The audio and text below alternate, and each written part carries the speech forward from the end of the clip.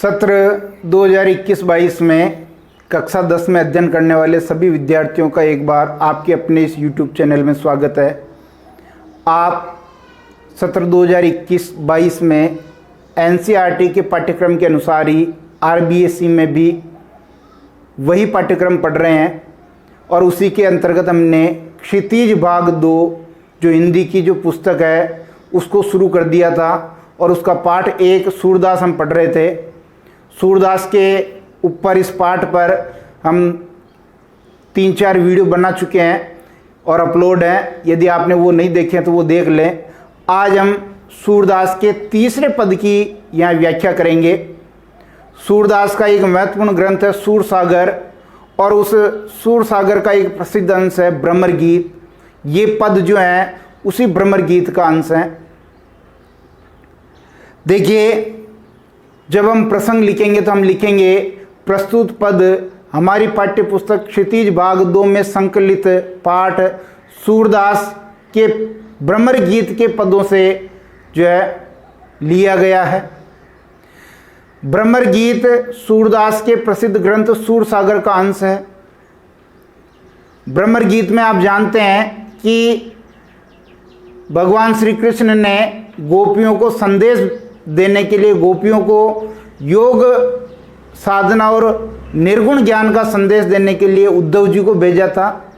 उद्धव जी उनको संदेश देते हैं और गोपियां जो है व्यंग्य रूप में उपालंब देते हुए, उलाना देते हुए उद्धव जी को समझाती है। गोपियों के तर्क जो है वो सामान्य जनजीवन से लिए गए हैं। तर्क है वाग विदग्ध, वाणी में निपुण वागपटु सूर की गोपियां हैं जो उद्धव जी की बात को टिकने नहीं देती है और अंत तक इस बात पर अडिग रहती है कि हमें तो हमारे भगवान श्री कृष्ण प्रिय हैं, हम उन्हीं के प्रति प्रेम से भरी हुई हैं, हमें ये योग साधना का संदेश और निर्गुण ज्ञान का संदेश नहीं चाहिए। देख लेते हैं इसको। हमारे हरि आरिल की लकड़ी, हरि हरि यहाँ कृष्ण के लिए आया, कौन? कृष्ण। और आरिल, आरिल क्या है? एक पक्षी है। और लकड़ी जानते ही हैं। मन वचन क्रम, क्रम का मतलब कर्म। नंद नंदन, नंद नंदन भी कृष्ण के लिए आया। उर, उर कहते हैं हृदय, उर किसे कहेंगे? हृदय। उर किसे कहते हैं? हृदय। दृढ़, दृढ़ कहते हैं मजबूती से। और पकड़ी यानी पकड़ रखा है। जागत, जागते सोते स्वप्न में, दिन में, रात में। कान, कान। जकरी, जकरी कहते हैं रट लगाए हैं। सुनत जोग लागत ऐसो ज्यों करुई, करुई कहते हैं कड़वी। ककड़ी सब जानते हैं, खेत में लगने वाला एक फल है ककड़ी। सूतो, सू यानी कौन? सूतो व्याधि, व्याधि कहते हैं बीमारी। व्याधि किसे कहेंगे? बीमारी। हमको तो ले आए देख सुनी न करी, करी यानी अनुभव किया।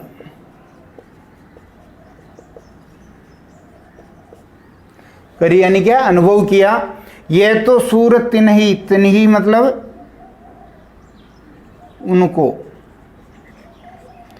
ले सौंपो जिनके मन चक्री, चक्री यानी स्थिर नहीं है।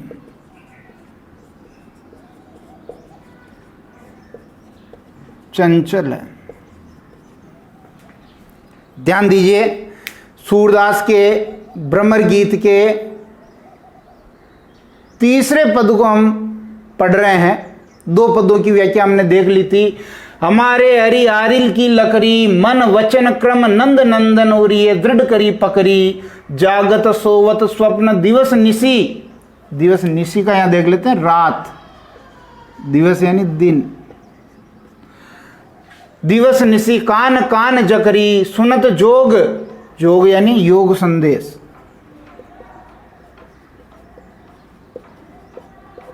लागत है ऐसो ज्यों करुई ककरी, सूतो व्याधि हमको ले आए देख सुनी न करी। यह तो सूरत नहीं ले सौंपो जिनके मन चकरी। प्रसूत पद में सूरदास जी गोपियों के माध्यम से उद्धव जी को ये बताना चाह रहे हैं, उद्धव जी को प्रत्युत्तर दे रहे हैं। उद्धव जी को जो है व्यंग्य रूप में गोपियां अपनी बात बता रही है। उद्धव जब उनको निर्गुण ज्ञान और योग साधना का संदेश दे चुके हैं, उसी का जवाब व्यंग्य रूप में गोपियां दे रही है। और यहां जरूर आप ध्यान दें, गोपियों का जो कृष्ण के प्रति प्रेम है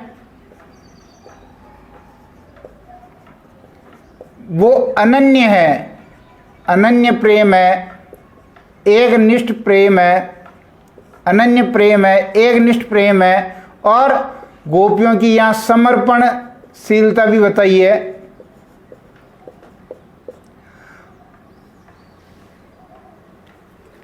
ठीक है,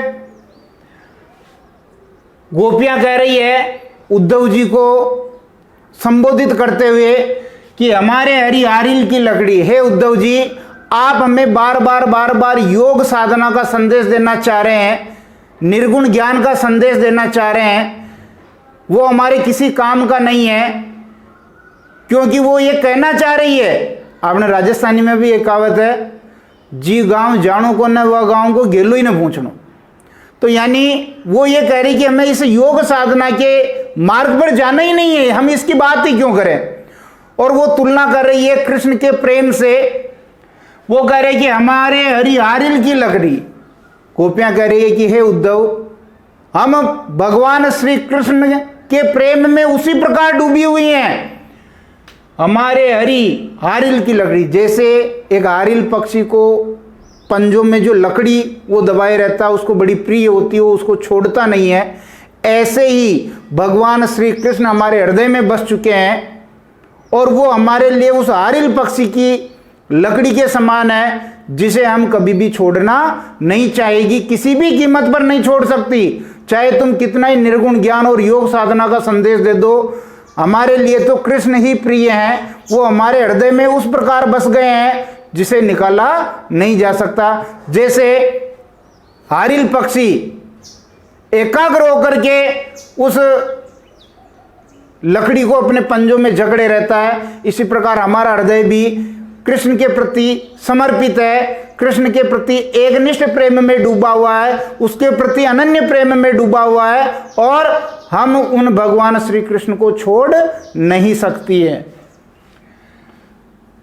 मन वचन कर्म नंद नंदन और ये दृढ़ करी पकड़ी। अब आगे गोपियां कह रही कि हमने भगवान श्री कृष्ण को मन से, वचन से और कर्म से भगवान श्री कृष्ण को दृढ़ करी पकड़ी, मजबूती से पकड़ रखा है। अर्थात हमारे हृदय ने भगवान श्री कृष्ण के प्रति जो प्रेम भाव है उसको बड़ी मजबूती से पकड़ रखा है। जैसे आरिल पक्षी उस लकड़ी को नहीं छोड़ता है, ऐसे हमारा हृदय भी भगवान श्री कृष्ण को छोड़ने के लिए तैयार नहीं, किसी भी कीमत पर तैयार नहीं। चाहे तुम कोई सा भी संदेश दो, हमारे वो किसी काम का नहीं है, क्योंकि हमारे हृदय ने भगवान श्री कृष्ण को जो है बसा रखा है, उसे वो बाहर नहीं निकाल सकता।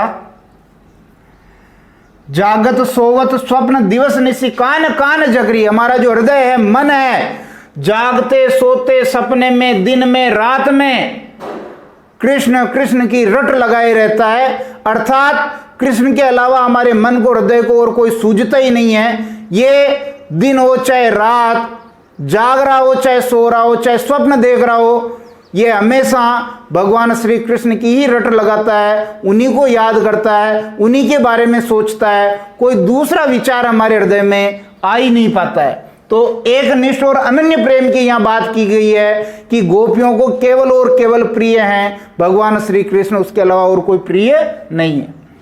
सुनत जोग लागत है ऐसो जो करुई ककरी। गोपियां ये कह रही है कि कृष्ण के प्रति जो हमारा प्रेम है वो मीठा है, कृष्ण के प्रति जो हमारा स्नेह है वो मधुर है, और तुमने हमारी उस मधुरता में, तुमने हमारे उस मीठेपन में कड़वाहट घोलने का काम किया है। क्या काम किया है? सुनत जोग लागत है ऐसो। हे उद्धव जी, आप जो ये योग संदेश लेके आए हैं, योग साधना का जो संदेश लाए हैं, निर्गुण ज्ञान का जो संदेश लाए हैं, उसको सुन करके ऐसा लगता है जो कड़वी ककड़ी, जैसे किसी ने कड़वी ककड़ी खा ली है। अरे भाई, आप कोई अगर एक मीठी ककड़ी खा रहे हैं या आपका मुंह का स्वाद ठीक है, और जैसे ही आप कड़वी ककड़ी खाते हैं तो खाते ही आप तुरंत थू थू करने लग जाते हैं, आपके मुंह से वो कड़वी ककड़ी आप फेंकने लग जाते हैं। तो गोपियां ये कह रही है, हमारे लिए आपका ये योग साधना का जो ज्ञान है, निर्गुण जो ज्ञान है, ये कड़वी ककड़ी के समान है, वो हमें कभी भी प्रिय नहीं है। जबकि कृष्ण का जो प्रेम है वो मधुर है, मीठा है, वही हमें प्रिय है। इसलिए हे उद्धव जी, तुम्हारा योग संदेश सुनते ही हमें ऐसा लगता है जैसे हमने कड़वी ककड़ी खा ली है और हम उसको थू थू करके बाहर फेंकने लगती हैं। इसी प्रकार हमने जो है तुम्हारे इस योग साधना के ज्ञान को जो स्वीकार नहीं किया है, उस कड़वी ककड़ी के समान हमने इसको बाहर फेंक दिया है। सूतो व्याधि हमको ले आए। आगे क्या करी गोपियां, बहुत अच्छा व्यंग्य कर रही है। वो कह रही कि हे उद्धव जी, ये योग साधना की बीमारी है, कहां से लाए आप ये योग साधना की बीमारी हमारे यहां, इसकी कोई जरूरत नहीं है। क्या कह रही है, सूतो व्याधि, हे उद्धव जी, सु यानी कौन, ये तुम योग साधना की कौन सी बीमारी हमारे पास लेकर के आए, दे की सुनी न करी। ये ऐसी बीमारी है, हमने बहुत सारी बीमारियों के नाम सुने, लेकिन इस योग साधना रूपी बीमारी को न तो कभी देखा, न कभी सुना और न कभी इसका अनुभव किया। ये एक नई तरह की बीमारी है और इसका हमारे यहाँ कोई काम नहीं है, क्योंकि इसको न तो कभी देखा, न कभी सुना, न कभी अनुभव किया। गोपियां व्यंग्य के रूप में उद्धव जी को यह कह रही कि तुम्हारा योग साधना जो है, तुम्हारे जो निर्गुण ज्ञान है, ये बीमारी है और हमें बीमारी नहीं चाहिए। ये तो सूरत नहीं ले सौंपो। अरे उद्धव जी, आप इस योग साधना की बीमारी को, इस निर्गुण ज्ञान की पोटली को उन्हीं को सौंपो। ये तो सूरत नहीं ले सौंपो, उन्हीं लोगों को सौंपो। कौन से लोगों को, जिनके मन चक्री, जिनके मन चंचल है, जिनके मन स्थिर नहीं है, चलायमान है, एक जगह वो टिकते नहीं है, कभी इस पर, कभी इस पर, कभी इस पर, कभी इस पर। एक जगह जब मन स्थिर नहीं होता है तो वो तुम्हारी योग साधना का भी जो है ले लेंगे, योग साधना का ज्ञान भी ग्रहण कर लेंगे, लेकिन हमारा मन कृष्ण के प्रति स्थिर है, हमारा मन चंचल नहीं है, हमारा मन एकाग्र है, एक निष्ठ है, हमारे कृष्ण के प्रति हमारा प्रेम अनन्य है, हमारा मन चंचल नहीं है। इसलिए हमारे लिए ये तुम्हारा जो योग साधना का ज्ञान, ये किसी काम का नहीं है। तुम्हारा ये योग साधना का ज्ञान, ये योग साधना की बीमारी उन्हीं लोगों के लिए है जिन लोगों के मन क्या है, चंचल है, जो स्थिर नहीं है। इसलिए बड़े ही अच्छे अंदाज में गोपियों ने व्यंग्य भरा उपालंब उलाना उद्धव जी को दिया है और उद्धव जी को सीधा समझाने की कोशिश की है कि हमें तुम्हारा योग साधना का ज्ञान नहीं चाहिए, निर्गुण भक्ति का ज्ञान नहीं चाहिए, हमें तो हमारे कृष्ण प्रिय हैं, कृष्ण के प्रति हम प्रेम में डूबी हुई हैं, हमारा हृदय, मन, वचन, कर्म सब कृष्ण के प्रेम में डूबा हुआ है, इसलिए कृष्ण के अलावा हमें और कोई नहीं सूझता है। आप फालतू ये योग साधना की बीमारी हमारे यहाँ मत लाइए। इस प्रकार के बहुत अच्छे इस प्रकार के बहुत अच्छे तर्क गोपियों ने उद्धव जी को दिए हैं। तर्क भी साधारण है, कड़वी ककड़ी।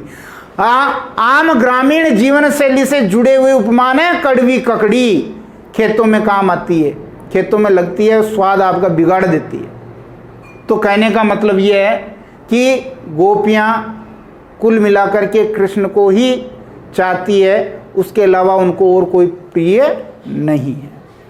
फिर हम देखेंगे इसमें, देखिए ये पद शैली में लिखा गया है। फिर इसकी जो भाषा रंजक ब्रज भाषा है, सुंदर और मन को अच्छी लगने वाली जो ब्रज भाषा है, साहित्यिक ब्रज भाषा, उसका प्रयोग है, भाषा हो गई। उसके बाद अगर हम देखेंगे तो अलंकार की बात करेंगे। किसकी बात करेंगे? अलंकार की। तो हमारे हरी आरिल की लकड़ी, तो यहां भी जैसे रूपक अलंकार भी हो सकता है। कौन सा अलंकार हो सकता है? रूपक अलंकार हो सकता है, क्योंकि भगवान श्री कृष्ण की तुलना या उस पर जो आरोप है वो आरिल पक्षी की लकड़ी के जैसा है, इसलिए यहां रूपक अलंकार हो जाएगा, रूपक अलंकार हो जाएगा। फिर आगे देखिए जागत सोवत, अब यहां देखिए यहां भी आ रहा है, ये 3 बार है आ रहा है, इसका मतलब यहां अनुप्रास अलंकार भी है, एक ही वर्ण की आवृत्ति हो रही है। एक ही वर्ण की आवृत्ति होने से हमारे हरि आरिल में है वर्ण की आवृत्ति हो रही है, अनुप्रास अलंकार हो गया। फिर आगे देखेंगे कि देखो ये बीमारी है तो यहां पर भी रूपक हो गया कि योग साधना रूपी बीमारी, बीमारी कौन सी, योग साधना रूपी बीमारी। इस प्रकार ये यहां पर जो है अलंकारों का प्रयोग है। फिर देखिए अगर गुण की बात करें, गुण कौन सा है, माधुर्य गुण है, गुण कौन सा है, माधुर्य गुण है। अगर रस की बात करें तो रस जो है श्रृंगार रस के 2 भेद हैं, संयोग और वियोग श्रृंगार, विप्रलंब श्रृंगार भी कहते हैं। तो यहां विप्रलंब यहां लिख देता हूं मैं,